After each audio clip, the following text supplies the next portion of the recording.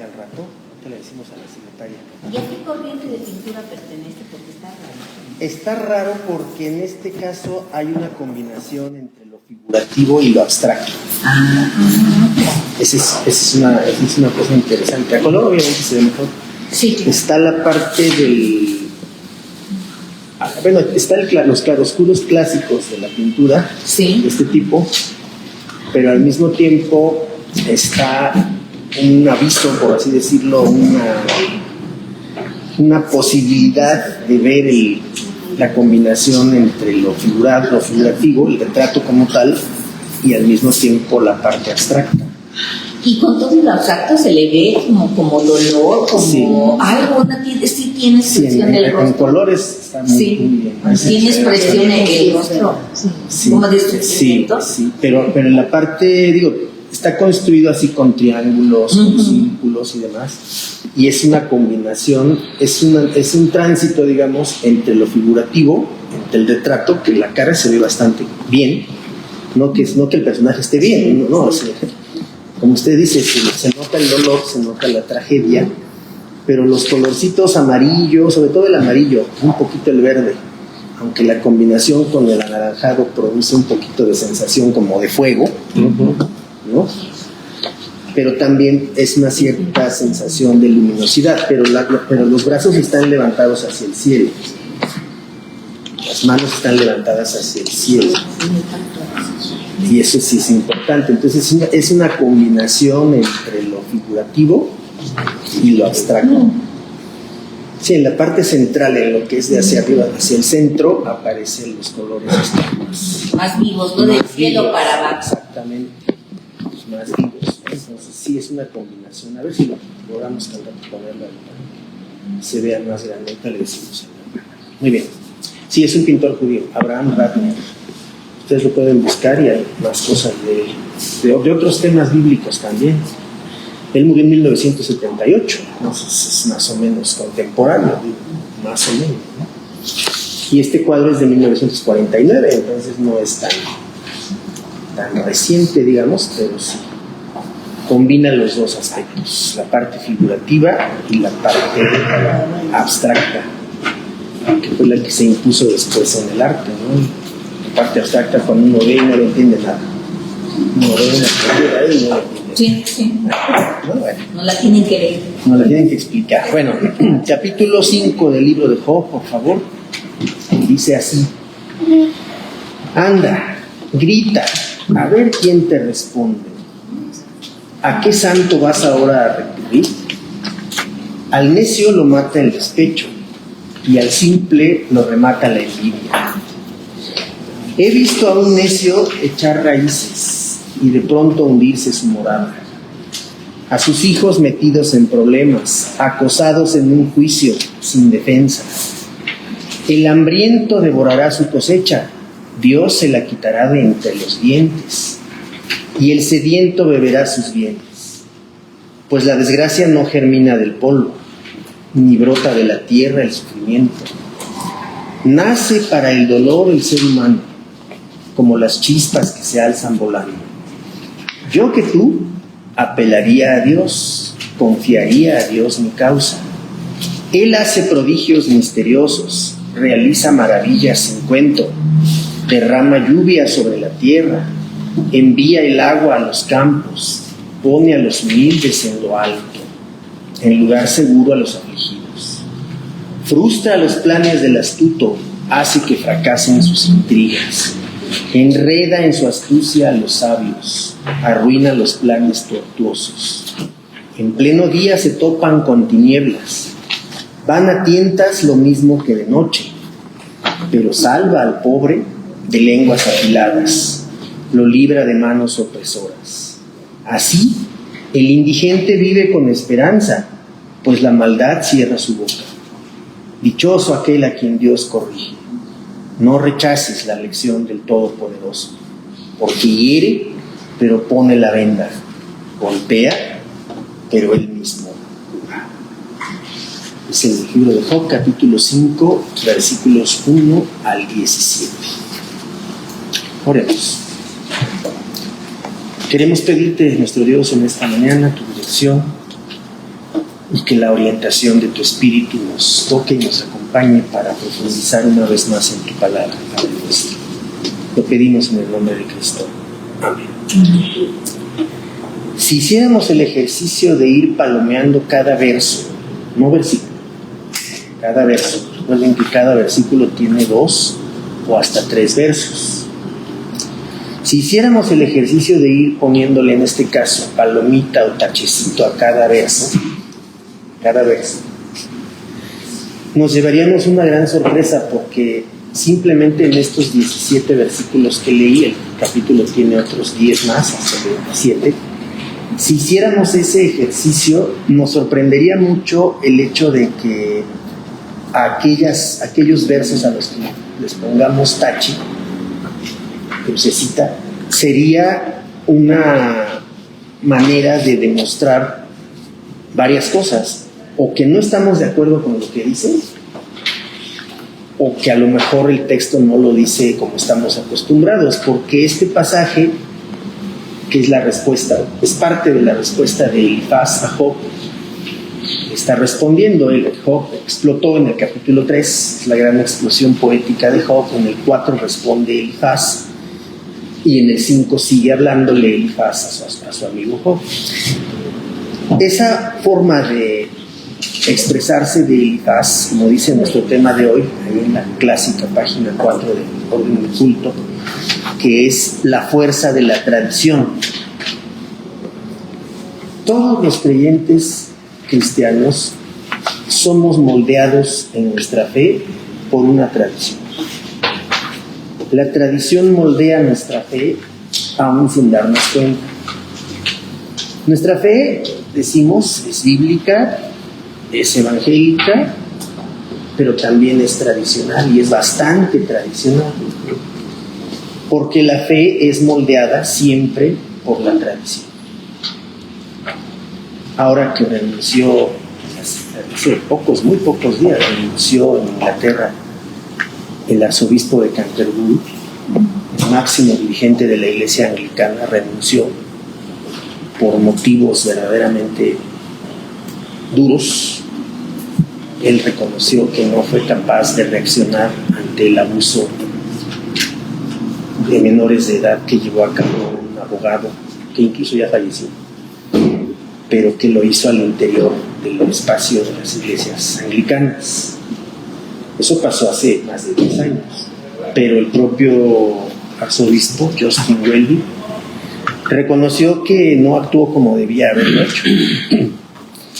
Y en Inglaterra, por supuesto, y fuera de Inglaterra, pero más en su país, la prensa, la propia iglesia y los sectores así, que siempre critican a la iglesia anglicana porque es muy tradicional. Ese es el punto de contacto con lo que estamos queriendo decir. La fe tradicional, o moldeada por la tradición, a medida que se va como expandiendo en círculos concéntricos, digamos, nuestra fe, dijimos, es bíblica, o suponemos que es bíblica. Nos hacemos a la idea de que es muy bíblica, que es evangélica, decimos también, o protestante, en esa línea, ¿no? Pero cuando llegamos al punto de la tradición, ahí la tradición es como una franja que moldea. Si nos pasa el nombre, ¿ya no hay más? Pues hay que pedirle otros hermanos. Ya le pedimos unos más. Gracias. Mientras lleguen.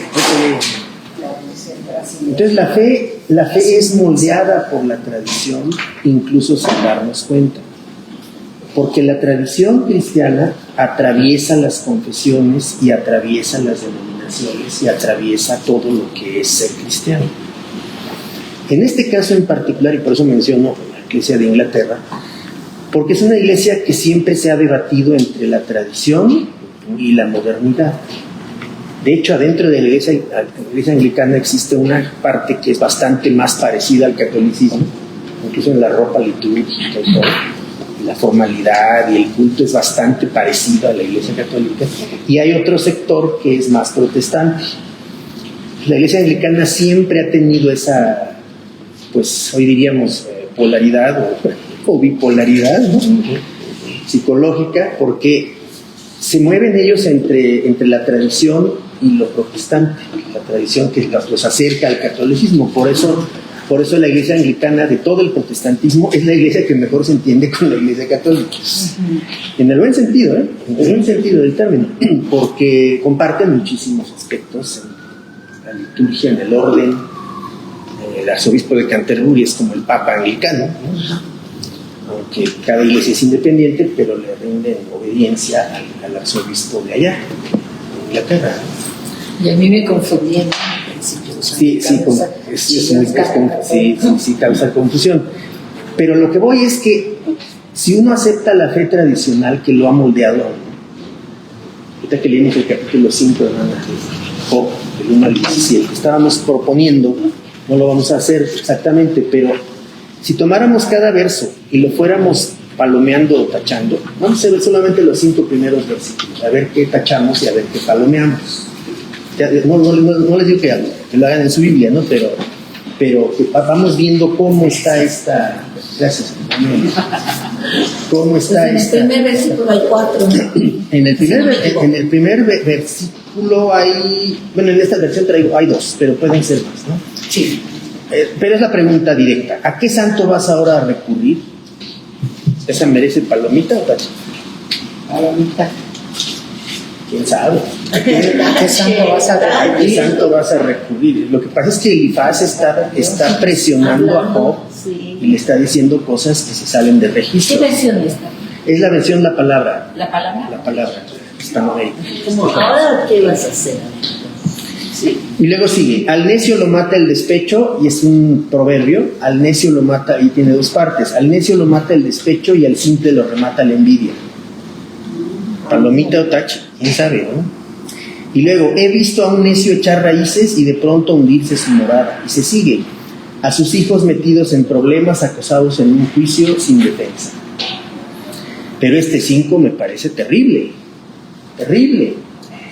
El hambriento devorará su cosecha de esa persona que está yendo mal. Sigue la historia.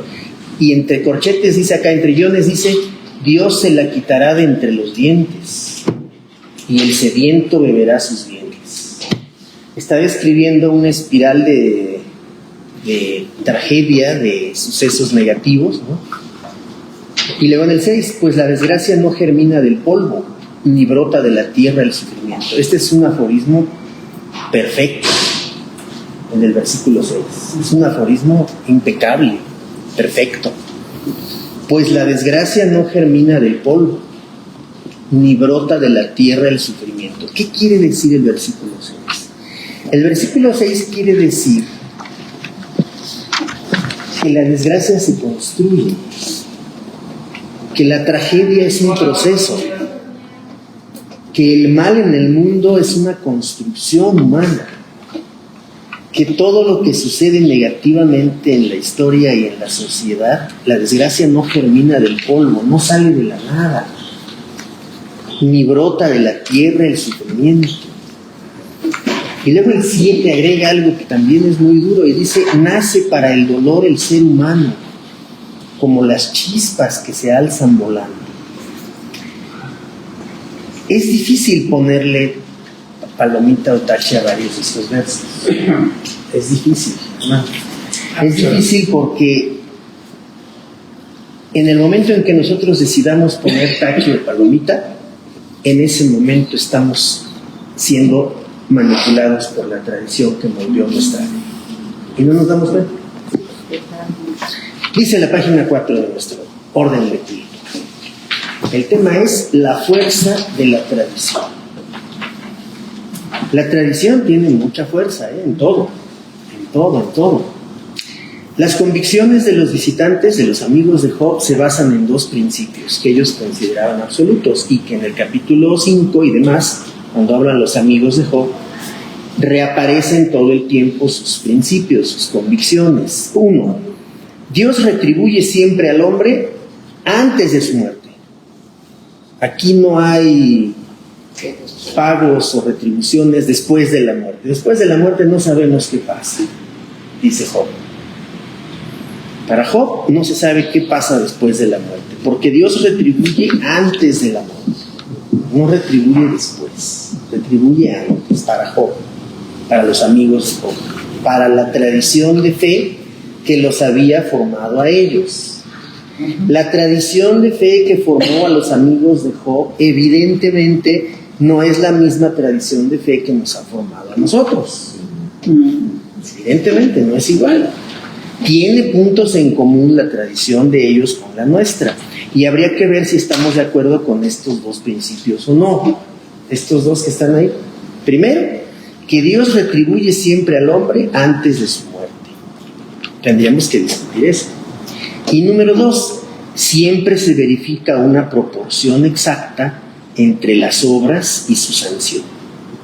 ¿Sí? El tamaño del sapo es la pedrada. Casi.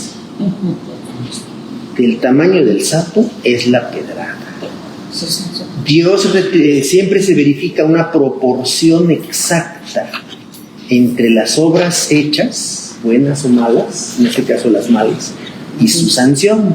Por lo tanto, si aplicamos estos dos principios a lo que le estaba pasando a Job, según ellos, según los amigos, según Elifaz, según Sofar, según Bildad y según Eliú menos, pero también, según ellos cuatro, lo primero se estaba cumpliendo en Job. Este hombre hizo algo por lo cual Dios lo está retribuyendo para mal antes de su muerte. Y no lo ha matado porque quiere castigarlo hasta que se canse. ¿Hasta que se canse quién? ¿Hasta que se canse Dios o hasta que se canse Job? No, hasta que se canse Job. Pero Dios también está duro y no lo suelta. También que se canse Dios. Puede ser. Hasta que Puede pague. ser. Hasta que pague. No lo sabemos hasta que pague todo lo que hizo. Hasta ese momento. O sea, eso es lo que estaba en la cabeza de los amigos. Y de Job también, en un momento. Pues sí, pues, Job empieza a cambiar de hecho cambia su manera de pensar sobre la fe tradicional por lo que le pasó. Si eso no le hubiera pasado a Job jamás hubiera dejado de pensar lo que pensaba, que era exactamente lo mismo que sus amigos. Y en nuestro caso hoy, más de cuántos siglos después de todo eso, unos 3, quizá más, milenios me refiero, habría que ver cómo está funcionando hoy nuestra fe tradicional, la tradición que ha moldeado nuestra fe, qué nos dice a propósito de eso, si estamos de acuerdo o no. ¿Por qué? Porque hoy no creemos en el primer principio. En el primer principio decimos lo contrario. Dios retribuye siempre al hombre después de su muerte. Eso creemos los cristianos. O sea, no hay retribución absoluta ni definitiva antes de la muerte. Todo viene después de la muerte. Iba a decir algo, ¿no? Has mencionado varias ocasiones, y yo no recuerdo haber asistido a alguna clase en donde lo haya explicado, la idea de que no debemos confiar o inclinarnos a la enseñanza, doctrina de la retribución. Sí. Entonces yo me he quedado francamente con muchas dudas a ese respecto, y ahorita vuelven a surgir, Sí. porque precisamente si Job así pensaba antes, él siguió pensando igual después, o ya no. No. Entonces esa idea de la retribución, en dónde quedó y en dónde para nosotros como cristianos queda esa enseñanza de la retribución, de que el que mal obra mal acaba, de que el que siembra cosecha, etcétera. Sí, sí. La doctrina de la retribución es superada por la realidad de lo gratuito de la gracia de Dios. La gracia, la gratuidad, el hecho de que la salvación es gratis, como decimos siempre, eso ha permitido superar la doctrina y la teoría de la retribución. Dios no se comporta con el ser humano a partir de Jesucristo desde el punto de vista de que si obras bien, te tiene que ir bien al 100%, y si obras mal, te tiene que ir mal al 100%. Puede irte muy mal en la vida.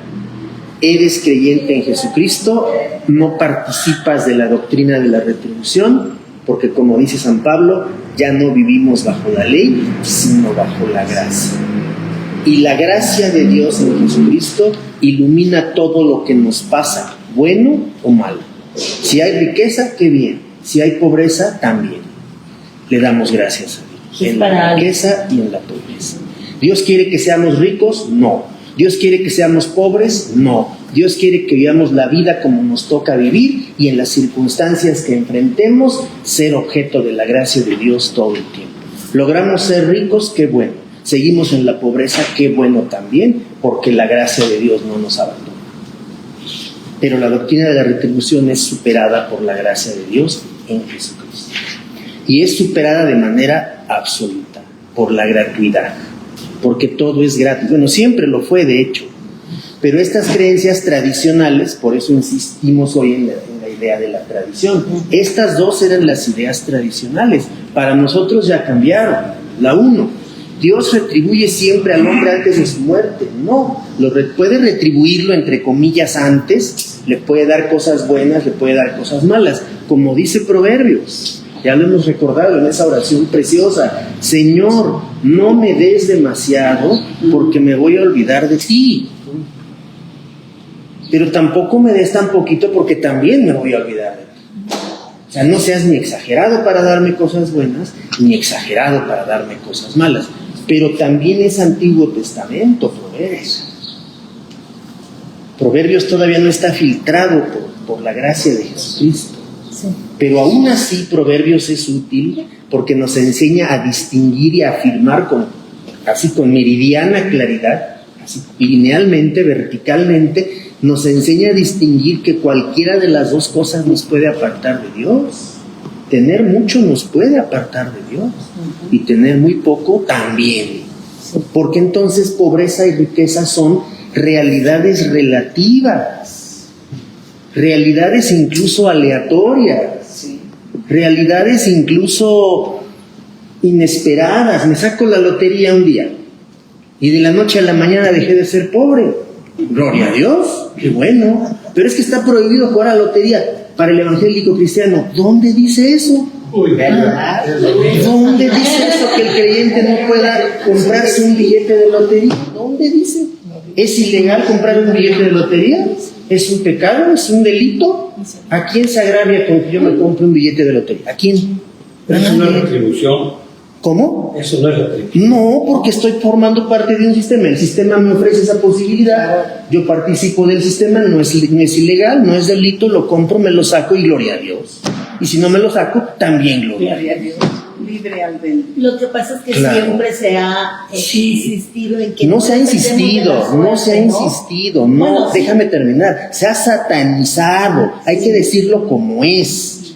Se ha prohibido, se ha satanizado, se ve mal. ¿Usted por qué juega a la suerte? Pues porque está en el sistema y lo puedo hacer.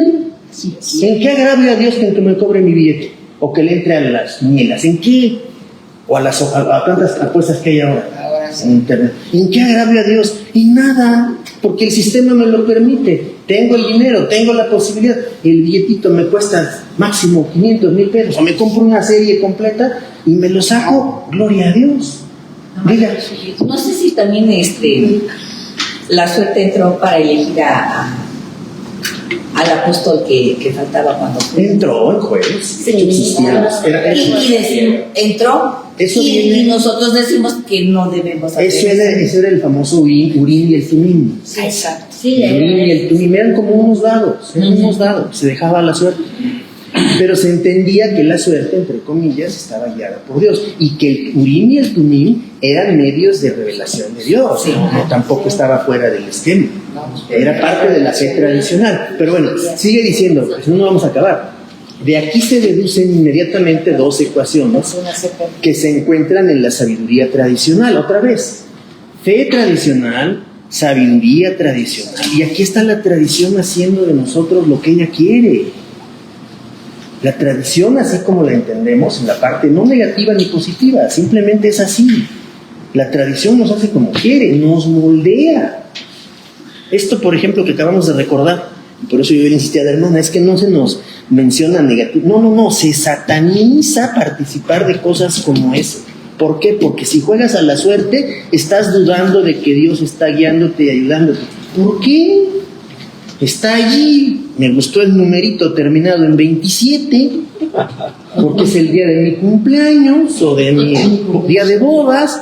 Lo compro y me lo saco. Gloria a Dios. Diga.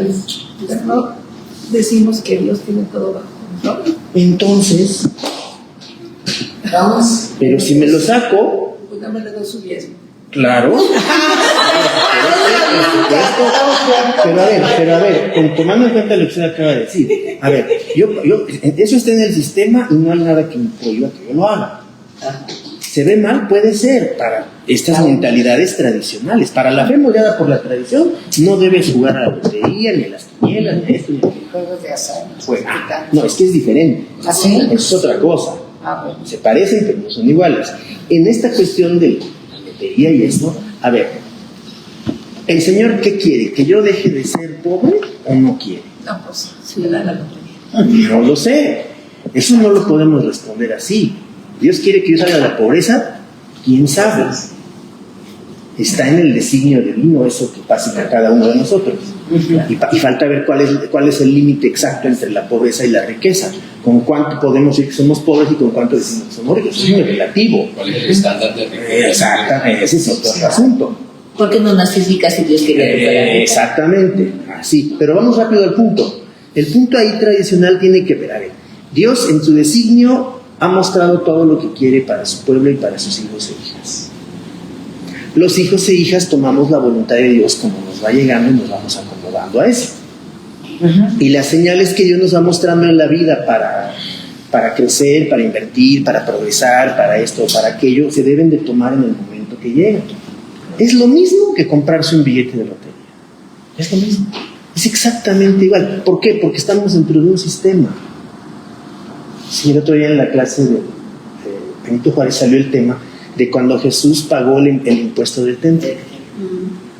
¿Cómo pagó Jesús el impuesto del templo? Con un milagro que solamente él podía hacer.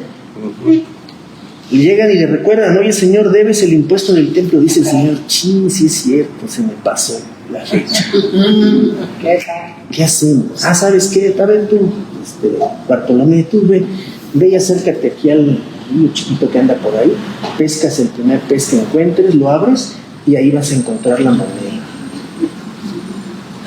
¿Qué es eso? Eso se sale de orden, se sale de registro, es algo sobrenatural. El Señor se sale del sistema porque solo Él podía salirse del sistema, nadie más. ¿Quién puede hacer eso? ¿Quién está libre del SAT aquí en este momento? Nadie. Somos contribuyentes cautivos. Pero si él no trabajaba, no tenía nada. Pero su familia tenía que pagar el impuesto del templo. Era completamente legal y el Señor no lo cuestionó. No lo cuestionó. Y dice, sí, tienen razón, les debo. Sí, saquen la moneda de adentro de un pescado. Se sale del sistema, efectivamente no trabaja, no es productivo en los estándares de la sociedad de su tiempo. Él le sirve al reino de Dios. Punto. Y como le sirve al reino de Dios, eso se sale del sistema.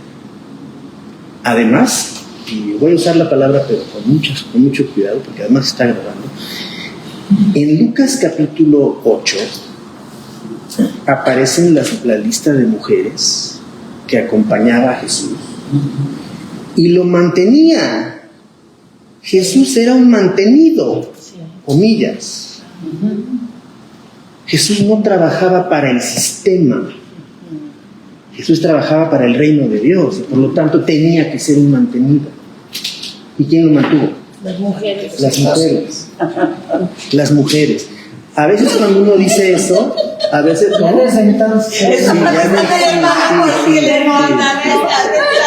Yo también le sirvo al reino de Dios, ¿no? Por lo tanto merezco que me mantenga, ¿no? Sí. Pero bueno, regresando al punto, ahí está otra vez la fe tradicional, enfrentándose a las nuevas realidades que son resultado del reino de Dios. Nosotros no tenemos alternativa. Hasta nuestras huellas ya tiene el SAT para que no nos escapemos de pagar los impuestos. Tienen todas nuestras huellas, nuestra cara, firma, todo. Estamos encerrados en el sistema, atrapados.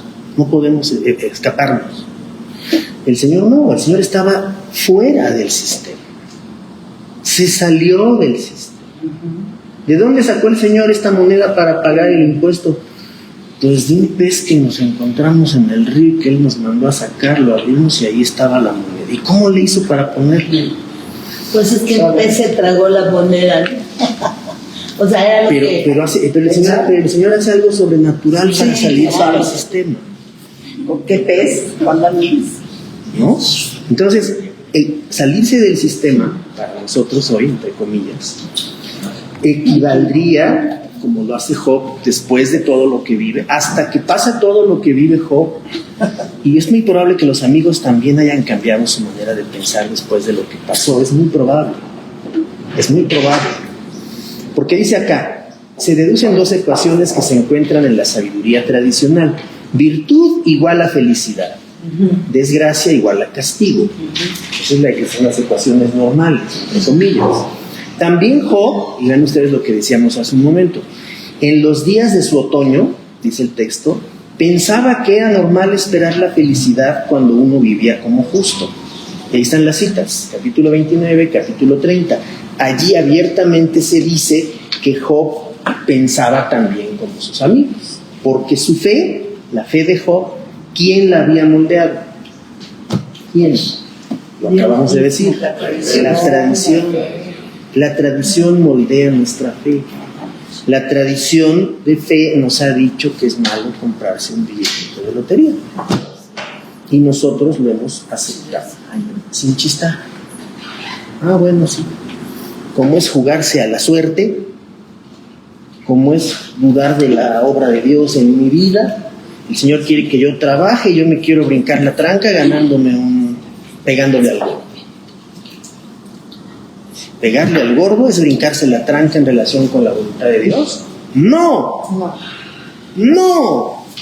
porque el billetito está ahí en la esquina, lo están vendiendo. Lo están ofreciendo casi en la... Está en el sistema, yo estoy en el sistema, es más, me van a cobrar impuestos si le pego al gordo.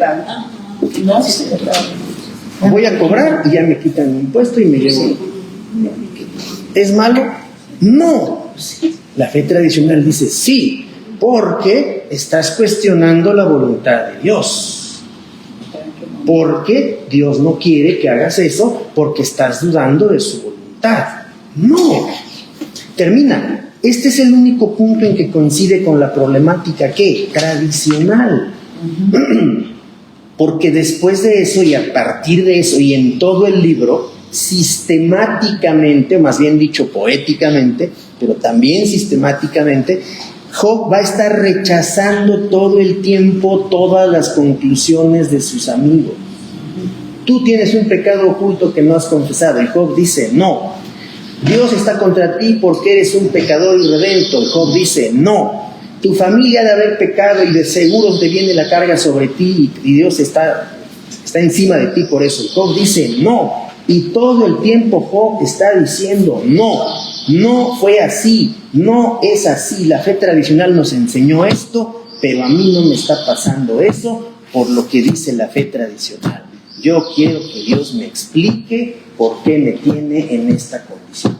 Si Él me puso así, Él me va a sacar. Por lo tanto, el rostro de Dios cambia, el concepto de Dios cambia, la doctrina de Dios cambia. La doctrina de Dios nunca permanece igual cuando estamos en las buenas que cuando estamos en las malas. El rostro de Dios, cuando estamos en las malas, el rostro de Dios siempre se deforma cuando estamos en las malas. Y se compone cuando estamos en las buenas. De la deformidad cuando estamos sufriendo, Señor, pero es que, ¿por qué vivo esto? ¿Por qué me has mandado esto? Tu rostro no lo veo igual. Sí, es normal que pase eso. Viene la bendición, viene la recuperación y el rostro de Dios recupera su perfil, su lugar, su manera, lo que es. No es exactamente igual el rostro de Dios cuando estamos en una situación que cuando estamos en otra. Para recobrar la felicidad perdida, dice Jean Lebec, afirman los tres sabios, solo hay un medio infalible, y en eso tienen toda la razón. En las buenas o en las malas, ¿qué dicen los amigos de Job? Hay que volverse a Dios. ¿Estás en las buenas? Vuélvete a Dios. ¿Estás en las malas? Vuélvete a Dios. No son ni buenas ni malas, vuélvete a Dios. O sea, esa fórmula, que también es parte de la fe tradicional, es absoluta. Hay que volverse a Dios todo el tiempo. A ello Job responderá fácilmente, aquí le faltó el acento fácilmente, que nunca había abandonado a ese Dios, a quien muestran tan alejado de él. Y entonces Job va a sugerir algo que es escalofriante. Yo no me he alejado de Dios. Él es el que se ha alejado de mí. Él me tiene en esta condición. O sea, ¿qué le hice para que me ponga en esta condición? Y el Satán desde allá, desde los rincones, desde las sombras, el Satán se ríe, aplaude y dice, pues es que hizo una apuesta conmigo. Pero de eso no se entera Job. Job en todo el libro no se entera nunca de la apuesta que hizo Dios con el Satán. Nunca se entera de eso. ¿Y será actualmente lo mismo? ¿Quién sabe? No lo sabemos. Esas sugerencias implícitas que están en el texto son muy inquietantes. Son, como lo acabo de decir, escalofriantes. Y entonces Job dice, yo no me alejé de Dios. Él se alejó de mí y me tiene en esta condición. Pero más aún, número 1, el Señor se alejó de mí. 2, me puso en esta condición. 3, Él me tiene que volver a poner como yo estaba. Sí, es eso. Confianza. Ese es el orden. Pero ese tercer punto rompe con la fe tradicional. Sí. El Señor me puso en esta condición porque puede. Sí, claro que puede. Y puede hacer cosas peores. Sí. Me quitó todo, me dejó sin nada, me puso enfermo y todo. No sé qué, cómo le hizo, con quién lo hizo, no lo sé. Me dejó así. Aquí estoy. Y puede hacer cosas más grandes. Pero de que me tiene que volver a poner como estaba, lo tiene que hacer. Hoy vamos a ver justamente ese tema, esa palabrita hebrea que no la hemos puesto acá en el título de la reflexión, y tampoco quisimos ser agresivos con el sustituto de la palabra redentor. En realidad el texto dice, yo sé que mi vengador vive. En realidad así dice, yo sé que mi vengador vive y él se levantará del polvo, y a mí también. Esa es la palabra que debería estar ahí. No redentor, que también es. No, yo sé que mi vengador vive. Y Dios me va a vengar. Dios me va a vengar de sí mismo. Dios me va a vengar de sí mismo. De lo que Él me ha hecho, de cómo volteó su rostro y de cómo su rostro no lo veo igual, y de cómo me puso y en la situación que me puso. Él me va a regresar como estaba, porque Él me va a vengar de sí mismo. Dios es juez y parte. El fiscal es el Satán, ese odioso. Ese es el fiscal. Pero el defensor y el juez son la misma persona. Y por eso yo sé que mi vengador vive. Es mi vengador. Vengador y redentor, para esas palabras en español se usa la misma palabra hebrea. Dice más: ¿por qué una conversión repentina va a traer la felicidad si toda una vida de honradez no basta para garantizarla? Vean esa preguntita, ¿no? Esa sí es para subrayarla. A ver, yo nunca me alejé de Dios, dice Job. Entonces, y mis amigos me dicen que yo me vuelva a Dios. ¿Y cómo me voy a volver a Dios si nunca he dejado de estar buscando a Dios? O sea, me piden algo que no tiene sentido. Porque, ¿cómo me voy a convertir repentinamente y eso me va a traer la felicidad si toda mi vida ha sido de honradez, dice Job, y eso no basta para garantizar mi felicidad? La cosa se pone muy, muy difícil así. ¿Por qué? Porque con esa pregunta se están cuestionando muchas cosas, pero en primer lugar, otra vez, la fe moldeada por la tradición. La fe moldeada por la tradición. Eso es muy similar, ¿no? La pregunta es muy similar. Todavía yo creo que traemos mucho de eso, ¿no? De, te conviertes a Cristo, ya tu vida se va a arreglar, ¿no? O va a traer una felicidad repentina, ¿no?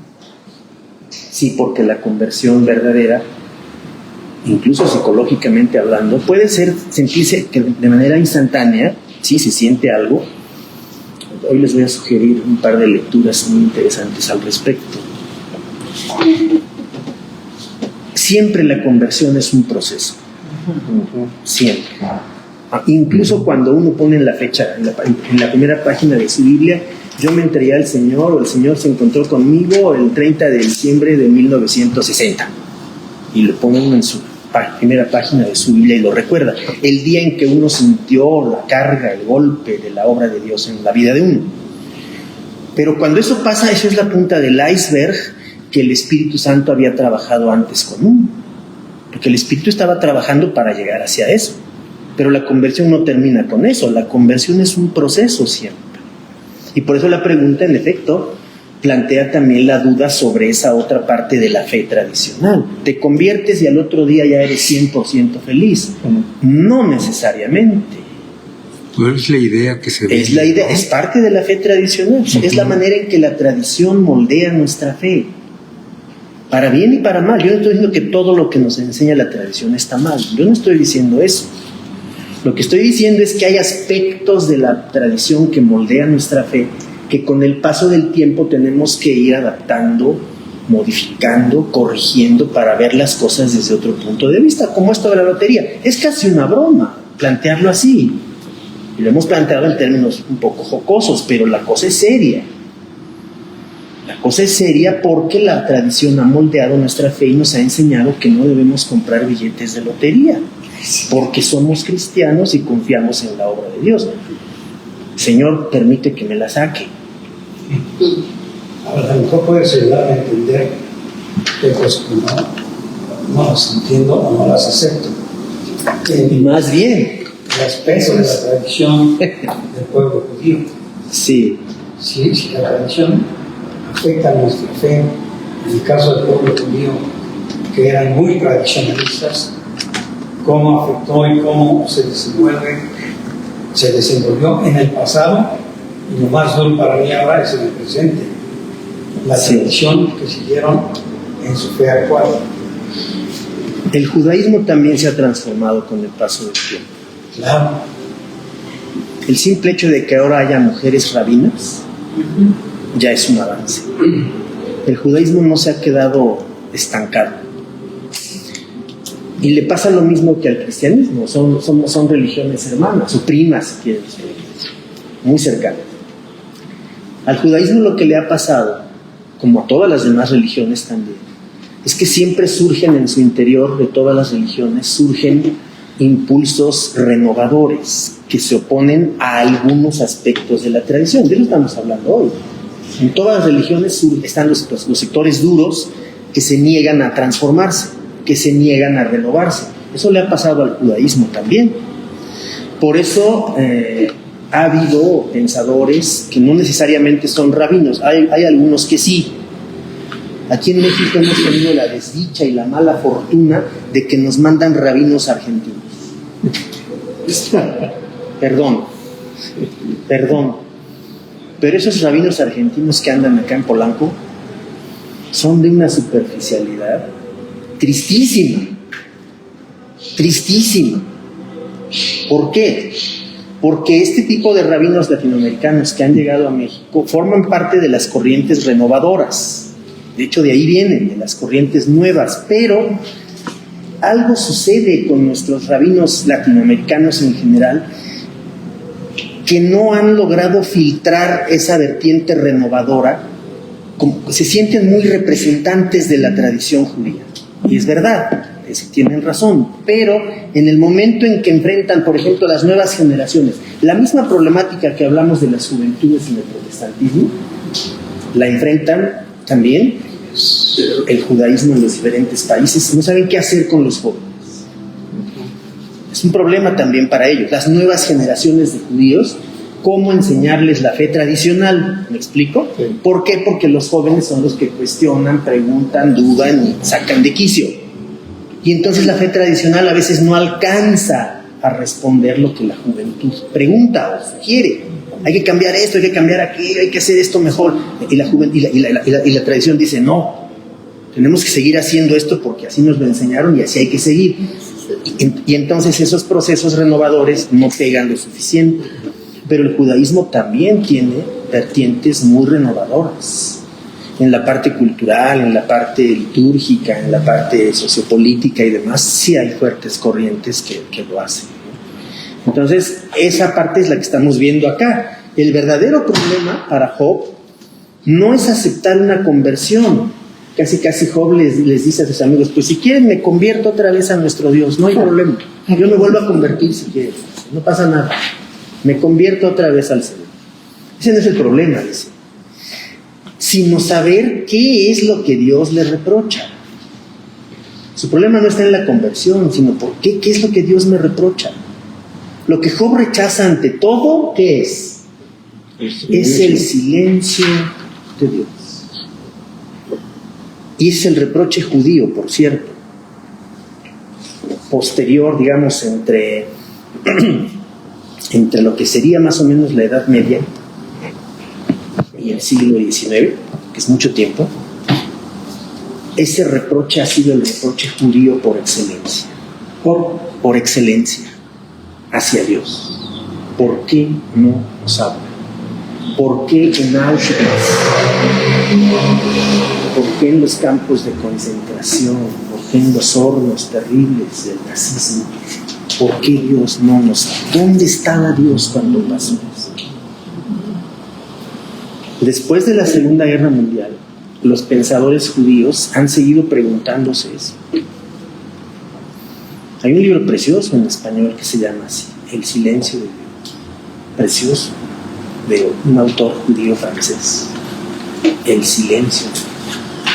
Desde el periodo posexílico hasta Auschwitz, justamente, hasta la Segunda Guerra Mundial. El judaísmo carga sobre sus espaldas el silencio de Dios.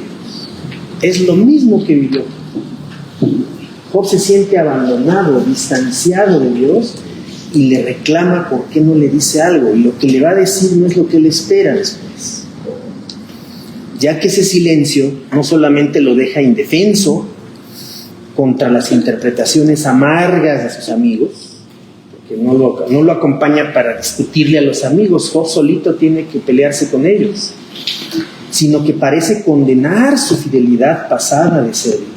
Le sirvió, creyó en él, lo buscó, y aún así el Señor, como dice, ¿se acuerdan cómo dijo el Señor Jesús cuando le informó a sus discípulos lo que les iba a pasar? ¿Se acuerdan? Ustedes serán zarandeados como trigo. ¿Se acuerdan de esa parte? ¿Se acuerdan? Ustedes serán, la noche del Getsemaní, ustedes serán zarandeados como trigo. ¿Para qué se zarandea el trigo? Para que salga una semilla. Pero van a ser sacudidos, van a ser zarandeados como trigo. Van a ser matados. No matados, van a ser zarandeados, van a ser sacudidos, van a ser alterados en su fe. Y quién sabe si sobrevivan a la fe. De hecho, no mataron a nadie esa noche, ni el viernes. El Señor fue el único que murió y los otros dos, pero a nadie más en esa ocasión. Fueron zarandeados como trigo. Y entonces termina con esos 3 puntos que ya los vamos a enunciar muy rápido.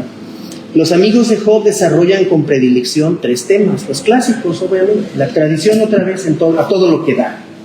El castigo indefectible de los malos. Pase lo que pase, Dios va a castigar a los malos. Sí y amén. ¿Creemos que eso va a suceder? Sí. La felicidad concedida por descontado a los justos. Ahí sí, quién sabe. Y el tema, ningún hombre está limpio ante Dios. No hay nada que discutir.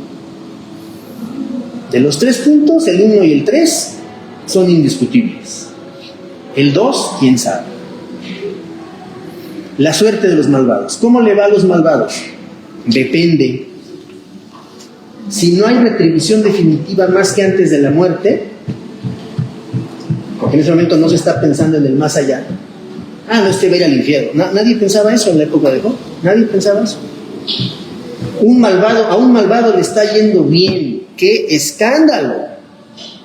¿Cómo es posible que le vaya bien a un malvado? ¿Cómo va a terminar? No lo sabemos, pero le está yendo bien. ¿Tiene cuentas en las Islas Caimán? No, y lo hemos visto. Por supuesto que lo seguiremos viendo. Pero tiene cuentas en las Islas Caimán, en un paraíso fiscal.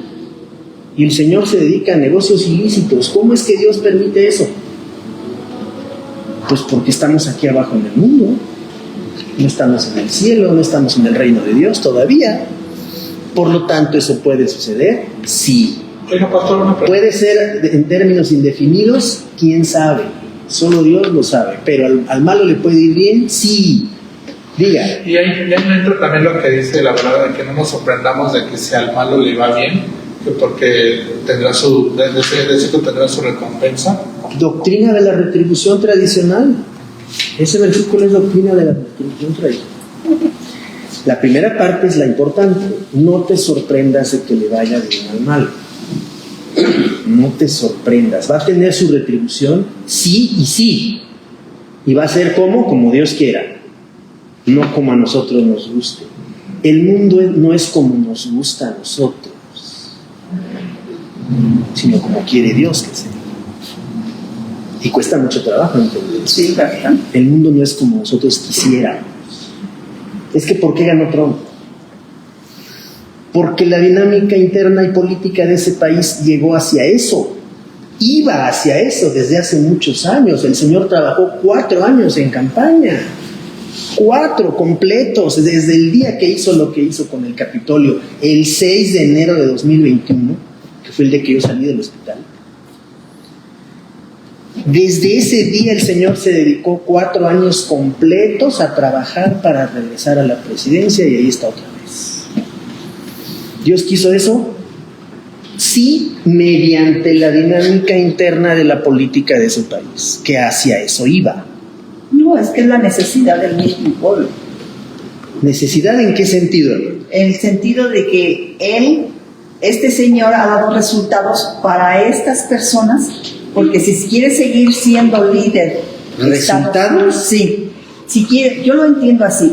Quiere ser líder de Estados Lo Unidos es, como hasta lo ahora, es. necesita poner una persona que sea capaz y malo para que siga amedrentando a El otros gran países. problema de este proceso, de estos 4 años, los 4 anteriores y los 4 anteriores cuando fue presidente, los 12 años, los 4 y los 4 que van a empezar ahora, el gran problema es la suspensión de la ética. Las iglesias evangélicas de la ultraderecha cristiana en Estados Unidos suspendieron la ética y le dijeron, sí, vamos con Trump, porque esa es la voluntad de Dios. Y se suspendió la ética. Es que tiene 3 divorcios, no me importa. Es que le pagó a una prostituta, no me interesa. Es que no ha pagado impuestos, no me interesa. Pero- Ahí va. Pero ahora en las mañanas, por eso le dieron su ¿A quién? Por eso le dieron su voto, porque ahora ¿Quién todas es? las mañanas los evangélicos. Pero es que es lo mismo que estamos diciendo, es la suspensión de la ética cristiana, cerrar los ojos ante un Así personaje es. absolutamente No lo impresentable. entendemos. Hacia eso iba esta situación en la dinámica interna del país, hacia eso iba. Sí. Lo que hizo Dios, sí, a través de esa dinámica. ¿Nos gusta? No nos gusta. No, no, Pero ahí está la realidad, ¿cierto? Entonces por eso nuestro temita termina diciendo, la felicidad del justo no está garantizada por las situaciones históricas, familiares, imprevistas, y por supuesto nadie está limpio ante Dios. Nadie. Eso sí. Díganme, cerramos y con Quizá todo la doctrina de la retribución es si Dios lo hizo, es una cosa, la otra es si Dios lo permite. Es posible. Hay cosas que Dios no quiere que las permite. ¿Y por qué las permite? Porque hay un margen de libertad humana para que esto suceda. Y esa libertad humana, en el caso de la política en concreto, así concretamente lo que pasa en política es resultado de la dinámica interna de los procesos previos.